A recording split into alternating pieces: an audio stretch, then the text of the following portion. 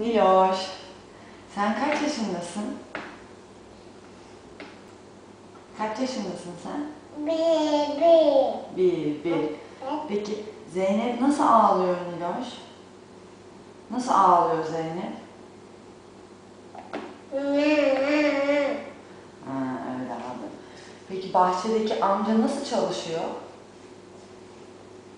Nasıl çalışıyor bahçedeki amca? Hı? Nasıl çalışıyor bahçedeki? Evet, tak tak tak tak yapıyor. Peki kim askere gitti? Askere kim gitti? Abi gitti askere, evet. Peki senin burnun nerede burnun?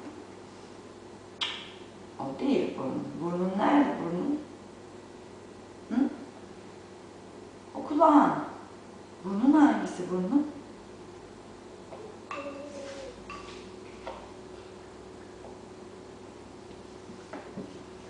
Burnun hangisi anneciğim?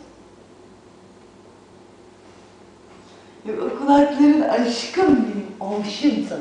Bak.